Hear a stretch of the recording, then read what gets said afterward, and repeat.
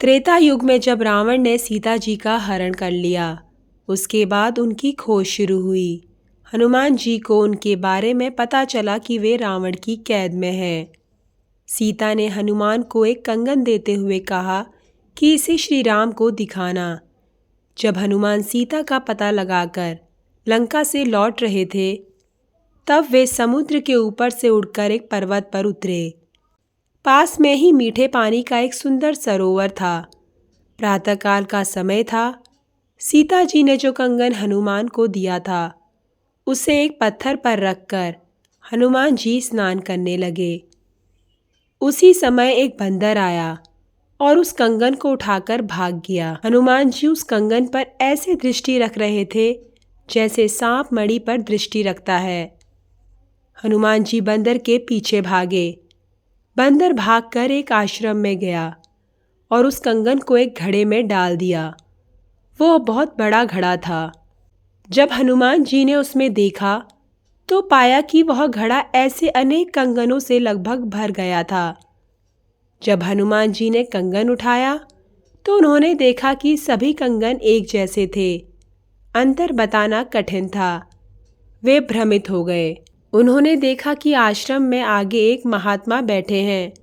हनुमान जी उनके पास गए तथा प्रार्थना की कि हे महात्मा, मैं माता सीता की खोज में गया था तथा उन्हें पा लिया है। माता ने मुझे कंगन दिया था। मैंने उसे एक तरफ रख दिया तथा स्नान करने लगा। एक बंदर ने शरारत की तथा उसे उठाकर इस घड़े में डाल दिया। वह महात्मा कबीर साहिब थे, जो उस समय मुनिंद्र नाम से आए थे। मुनिंद्र साहिब ने कहा कि आओ भक्तजन, दूध पी लो, बैठकर आराम करो। हनुमान जी ने कहा कि कौन सा दूध, मेरी सारी मेहनत व्यर्थ हो गई। इस घड़े में सभी कंगन एक जैसे दिखाई दे रहे हैं। मैं पहचान नहीं पा रहा हूँ कि वह कंगन कौन सा है। मुनिंद्र जी ने कहा कि आप पहचान नहीं सकते। यदि पहचान लेते तो इस काल के लोग में दुखी नहीं होते, ये कष्ट नहीं झेलने पड़ते। मुनिंद्र यानी कबीर साहिब जी ने कहा, हनुमान जी, आप किस राम की बात कर रहे हैं? किस सीता की? पहले ये तो बताओ। हनुमान जी ने कहा, आप अजीब बातें कर रहे हैं। सारे वन में, संसार में एक ही चर्चा चल रही है और आप जानते ही नहीं। राजा दशरथ के घर भगवान रामचंद्र जी ने जन्म लिया है। उनकी पत्नी का रावण अपहरण करके ले गया है। क्या आप यह नहीं जानते? मुनिंद्र जी कहते हैं, कौन से नंबर वाले राम के बारे में मैं जानूं? हनुमान जी कहते हैं, क्या राम का भी कोई नंबर होता है? ऐसे दशरथ के पुत्र रामचंद्र 30 करोड़ हुए हैं और ये सभी जन्म मृत्यु में हैं। वे पूर्ण परमात्मा नहीं हैं। वे केवल 3 लोकों के स्वामी हैं। उनके उपासकों की भी मुक्ति नहीं होती। हनुमान जी, इसे सच मानो। हनुमान जी को बहुत बुरा लगा कि ये महात्मा बहुत अजीब बातें कर रहे हैं। हनुमान जी ने कहा, क्या ये श्री रामचंद्र जी 30 करोड़ बार आए हैं? मुनिंद्र जी ने कहा, हाँ बेटा, जब यह श्री राम अपनी आयु पूरी करके मरेंगे तो ऐसे ही नई आत्माएं जन्म लेती हैं तथा आती रहती हैं। इसी प्रकार तेरे जैसे न जाने कितने हनुमान आए गए। यह ब्रह्मा ने फिल्म बनाई है। इसमें कलाकार आते रहते हैं। इसका प्रमाण यह घड़ा दे रहा है। इसमें जितने कंगन दिखाई दे रहे हैं, वह तेरे जैसे हनुमान आने के कारण हैं तथा वह बंदर इस घड़े में कंगन डालता रहता है। मेरी कृपा से इस घड़े में शक्ति है कि इसमें जो भी वस्तु डालो, यह उसकी नकल बना देता है।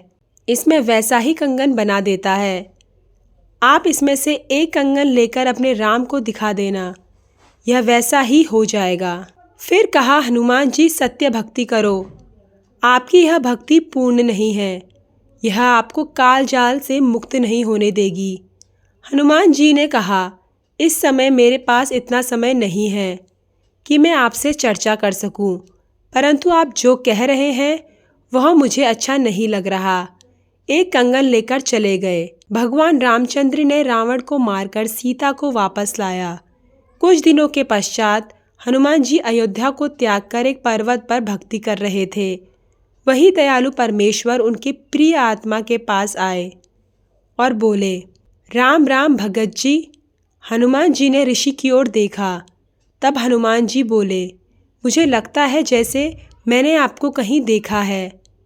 मुनिंद्र साहिब बोले, हाँ हनुमान, पहली बार तुमने मुझे तब देखा था जब तुम सीता को खोजकर लौट रहे थे और एक बंदर ने कंगन को घड़े में रख दिया था, और दूसरी बार तुमने मुझे तब देखा था जब श्री रामचंद्र जी का समुद्र पर सेतु नहीं बन रहा था।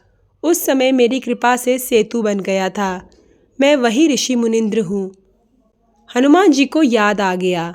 उन्होंने कहा कि आइए ऋषिवर बैठिए, क्योंकि हनुमान जी बहुत प्रभु प्रेमी तथा अतिथि सत्कार करने वाले महापुरुष थे। उन्होंने कहा कि अब मैं आपको पहचान गया। मुनिंद्र जी ने पुनः प्रार्थना की कि हनुमान जी, आपकी साधना पूर्ण नहीं है, यह आपको मुक्त नहीं होने देगी। यह सब काल का जाल है। उन्होंने संपूर्ण सृष्टि रचना सुनाई। हनुमान जी बहुत प्रभावित हुए, फिर भी कहा कि मैं रामचंद्र जी से बढ़कर किसी भगवान को नहीं मान सकता। आज तक तो यही सुना है कि वे तीनों लोकों के स्वामी विष्णु जी हैं तथा रामचंद्र जी उनके अवतार रूप हैं। मैं आपके सतलोक को अपनी आंखों से देखूंगा तो ही मानूंगा। कबीर साहब ने हनुमान जी को दिव्य दृष्टि प्रदान की तथा स्वयं आकाश मार्ग से उड़कर सतलोक पहुँचे। पृथ्वी पर बैठे हनुमान जी को सतलोक का संपूर्ण दृश्य दिखाया, साथ ही तीनों लोकों के देवताओं के स्थान दिखाए तथा इस काल को दिखाया जो प्रतिदिन 1,00,000 प्राणियों को खाता है।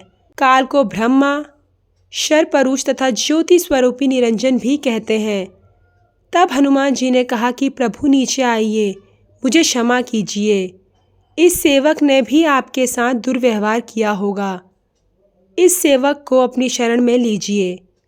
मुनिंद्र जी यानी कि कबीर साहिब ने हनुमान जी को प्रथम दीक्षा दिया, फिर सत्य नाम दिया तथा मोक्ष प्राप्ति के योग्य बनाया।